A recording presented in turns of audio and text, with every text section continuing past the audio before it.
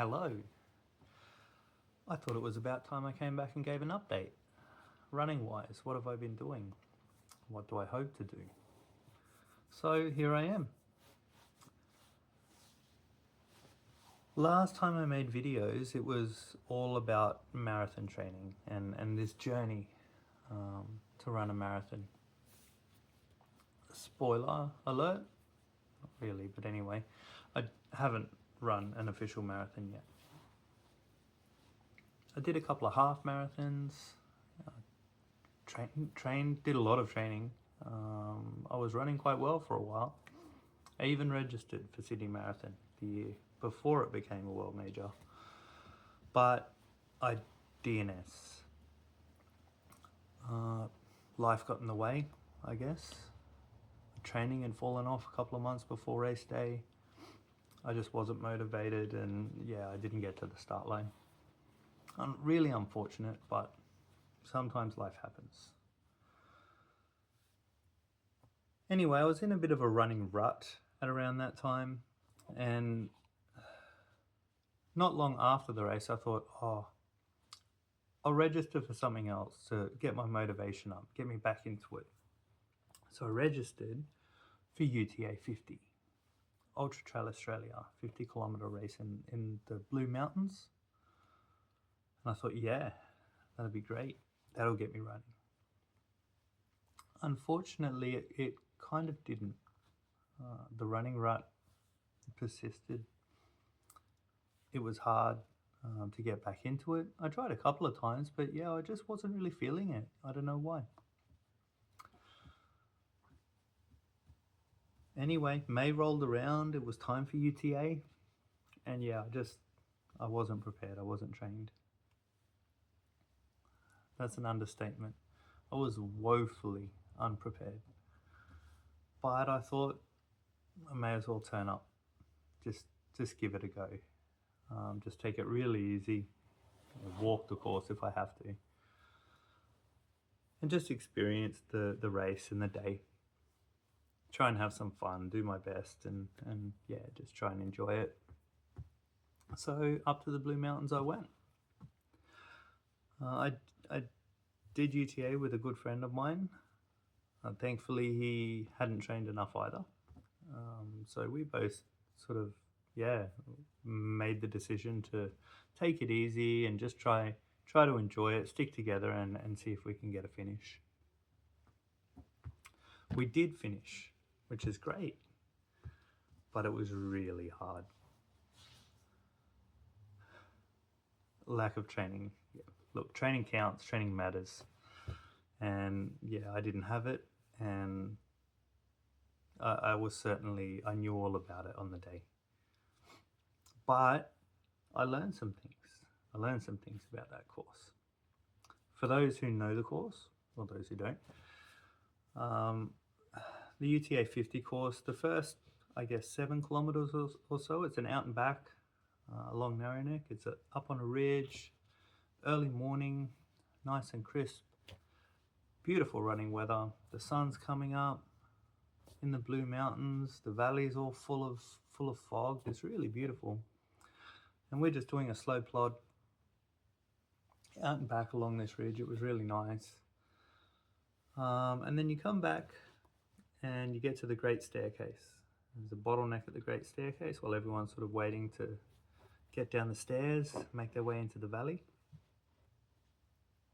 And then once you're in the valley, this is my memory anyway, once you're in the valley, there's these stairs, sort of not huge stairs that go all the way up or anything, but there's just some stairs here, goes up and down, and then again up and down, and shortly after there's some more stairs going up and down. And I just remember all these like bits of stairs, just stairs all the time, a little bit up, a little bit down. And you do that, I guess it's about another 7 kilometres or so after you get down Great Staircase. And we came into the first checkpoint at Fairmont. And after doing all those stairs, I kind of thought, ooh, I can feel that. I'd better start taking it easy, like I can feel that in my legs. Anyway, We filled up on watermelon and filled our water. Off we went. We just sort of walked out of Fairmont, take a bit of a rest, take it easy. And that's a shame. It's a really nice section, I think, coming out of Fairmont. I feel like it's quite a runnable section of the course in hindsight. But yeah, we sort of took it easy and came out of Fairmont and took our time until we got into QVH,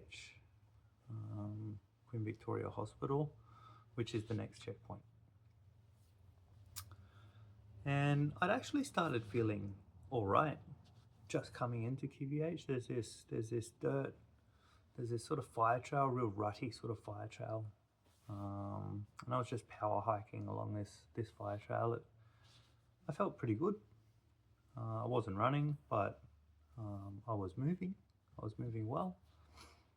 We got into QVH, again filled up on some watermelon, filled up our water.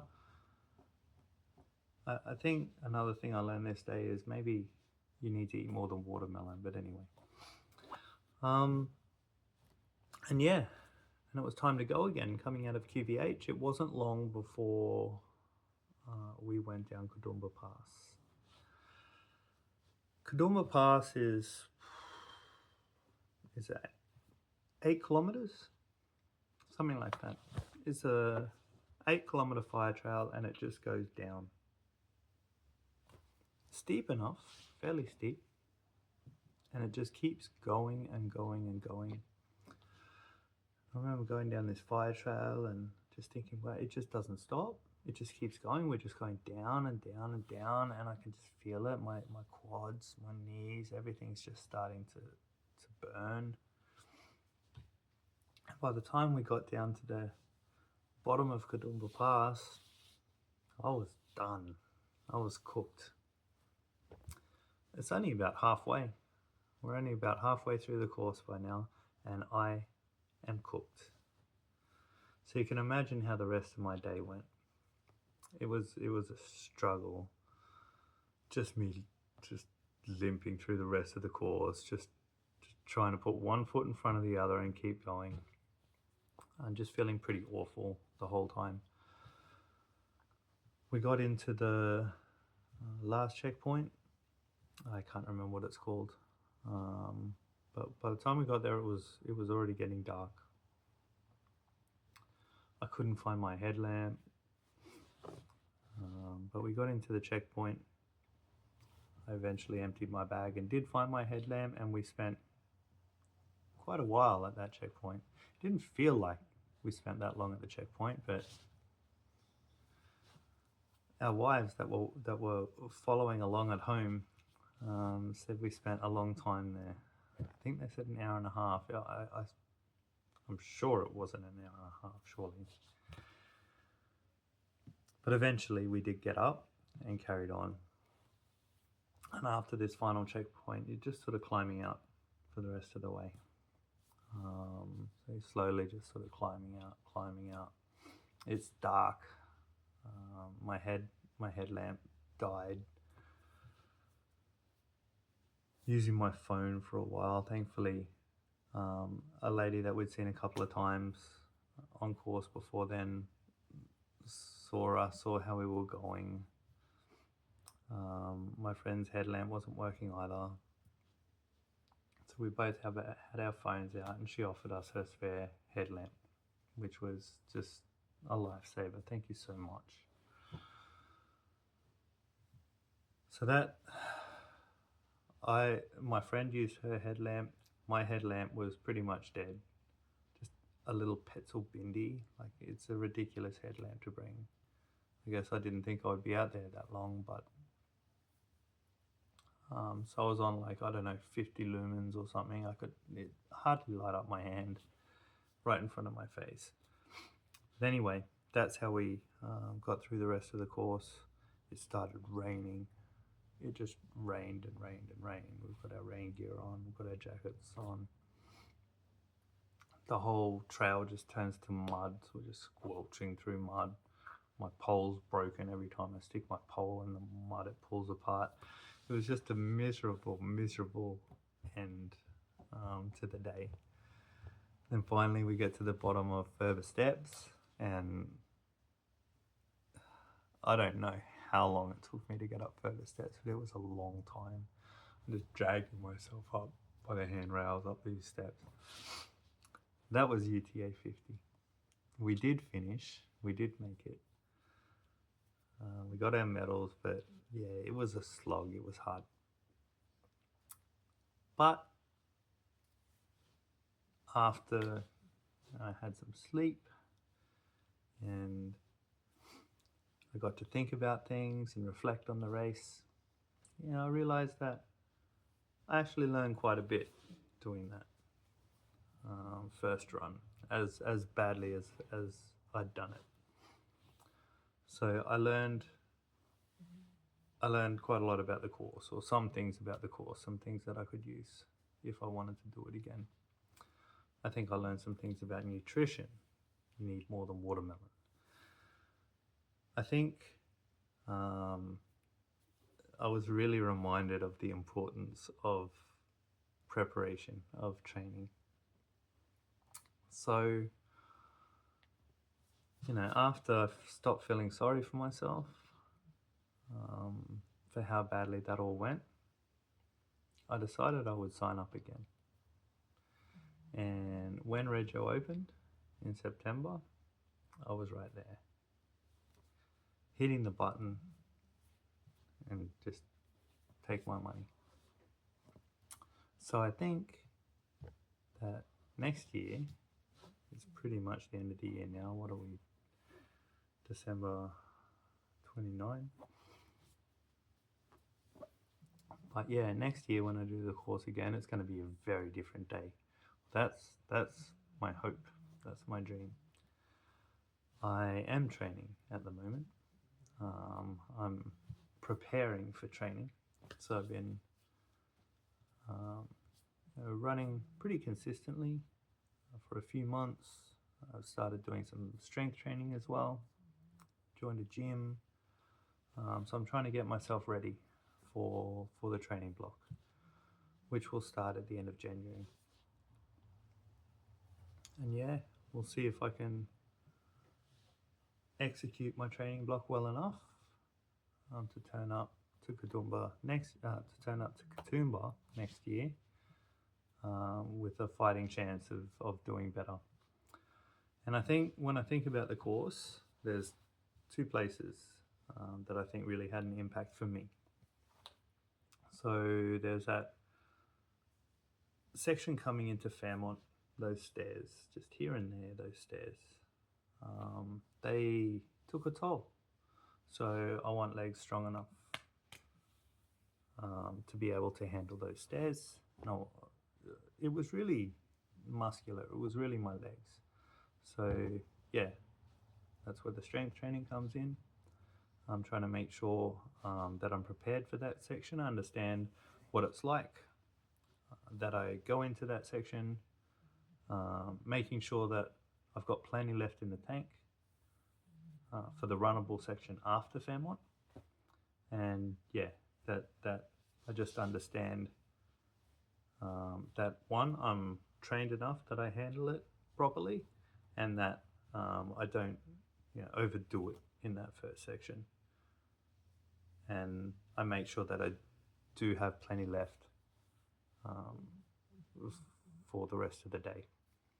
Then coming out of Fairmont, I want to be able to take advantage of that section between Fairmont and QVH. I think there's some good runnable sections in there, and I want to be able to run them. So as long as I can handle the stairs coming into Fairmont, I think that'll be that'll be something I can manage, and I'm really going to pick up a lot of time. If I can just run that section, that'll be really good.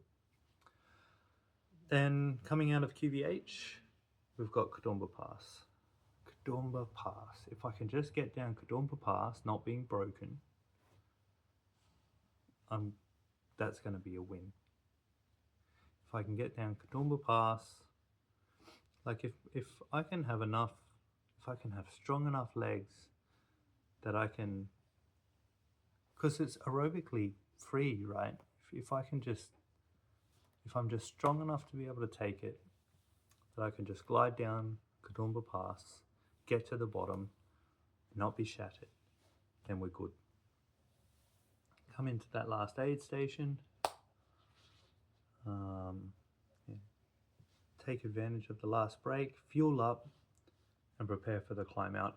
If I can just get to that, if I can just execute up until then, it's going to be a very different day. The climb out's going to be hard. By then, I'm going to be tired for sure. And I guess I expect that the climb out is something I'm going to just have to endure. But as long as I haven't destroyed myself up until that point, I can just, head down, grit my teeth, get my poles out, and push myself out of that valley. That's the plan. UTA50, 2026. So what's my goals? Last year, I was one of the last people to finish. Well, this year, I was one of the last people to finish. Next year, I would like to do a sub 10. That's my goal. My A goal is to do a sub 9. My B goal is to do a sub 10. My C goal is to do better than I did this year. Let's see how it goes.